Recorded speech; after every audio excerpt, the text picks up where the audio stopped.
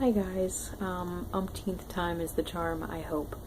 I'm sorry I haven't been around a while. I have been in a very deep reading mood where, like, I've still wanted to, like, take a break to watch a TV episode or watch a movie or something, and I've still obviously, like, done some social things, but when I say very deep reading mood, I mean I have slumps a couple times a year, but luckily I also have this kind of thing that's the opposite too a couple times a year, where like everything I'm reading is so good and I'm just loving it so much that I don't want to put books down, and luckily this has been the case for like the last month or month and a half. I've had so many amazing reading experiences in the last like 2 months, so that's why I haven't really done any content on my channel. I'm so sorry about that.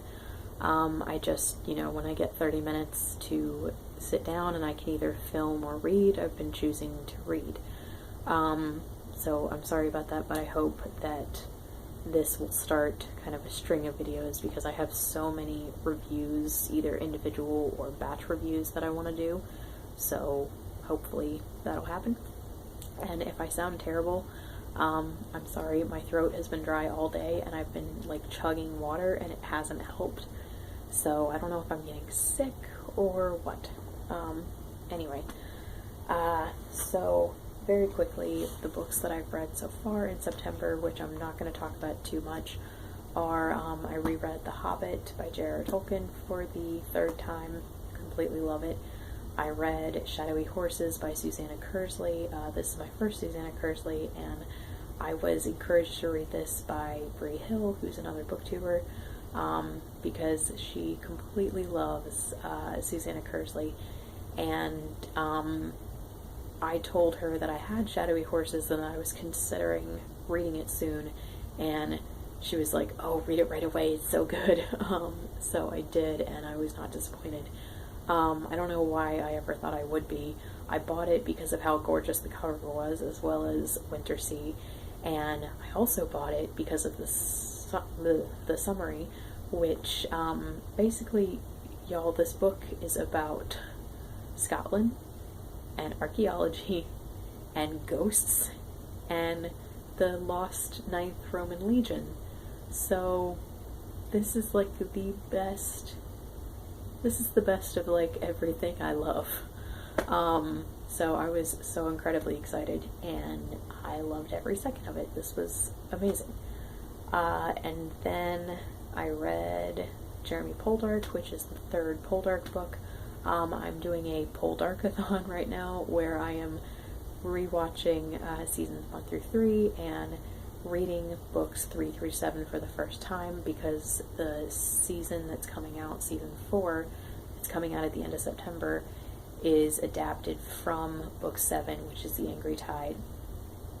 And yeah, I'm really loving getting back into watching and reading these books, because I'd only ever read the first 2 before, and I loved Jeremy Poldark. I knew I would. So then, where is it? Next up I have, oh wait, hang on, oh here. Next up I have Warleggin, and I'm already like 30 pages into it, so this will be a read before the end of the month. And then I think for the last 3, for Black Moon, Four Swans, and Angry Tide, I'm actually going to just marathon read those at the beginning of October and just record the first few episodes of the new season and wait to watch them. Hopefully that'll work. And I don't know if I said, but the other thing I read was As You Like It, for Shaketube. Excuse me, my throat is just like, I don't even know what's going on. But yeah, for Shaketube, this year they're talking about 12 different plays. It's 3 different hosts, and I picked 5 of those plays, and As You Like It was the first one that I read, and I knew that this was gonna take the place of Twelfth Night for my favorite Shakespeare comedy, because I love both the 30s film and the 2006 film. And as soon as I saw them, I knew that once I read or saw the play in person, that I was going to love it more than 12th Night, which is saying so much because that has been my favorite for years and years. I did like maybe 2 different college papers on it.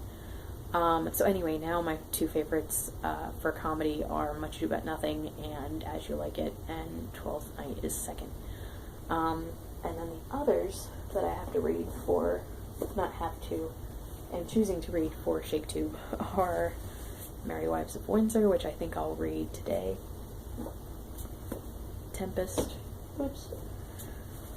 Hamlet, and Henry V, which I think is going to take the place of Richard II as my favorite Shakespeare history.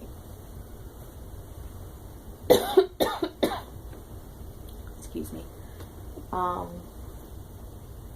And then I need to finish Can You Forgive Her by Anthony Trollope, because I was supposed to read this with Katie from Books and Things, and as usual, I was very behind, and she ended up having to read this, I think, quicker than she otherwise would have, because she needed to finish it before she went on holiday.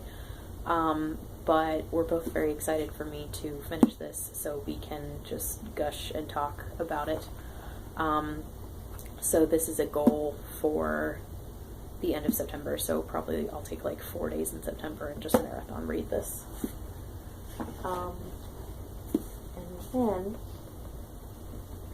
I want to finish, I want to finally read Good Wives by Louise May Alcott. I was going to read it earlier this year when the new miniseries of Little Women came out. Didn't, but luckily I have that on DVR. But since I only have it on DVR down here, I think that this is just, I'm about to lose my opportunity to read it and then watch it. So I'm trying to do that in the next couple of weeks.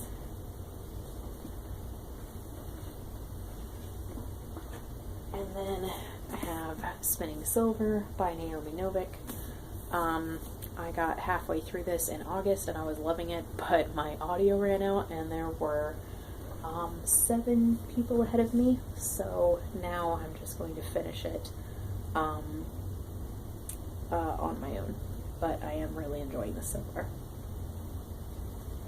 And then, what else?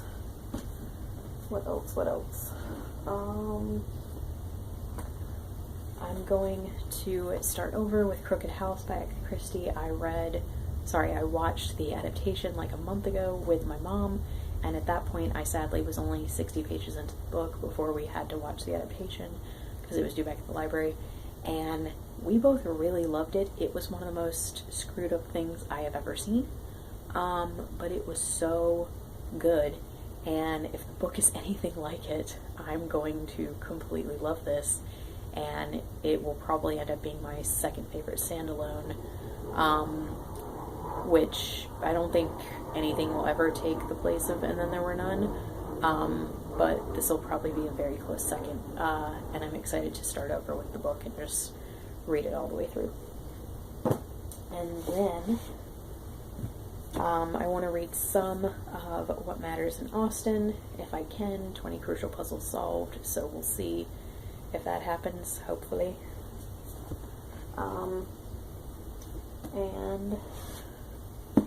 I kind of want to try to finish Glamour and Glass by Mary Robinette Kowal, but I'm like 80 pages in, so I don't know if that's going to happen, but I'm going to try.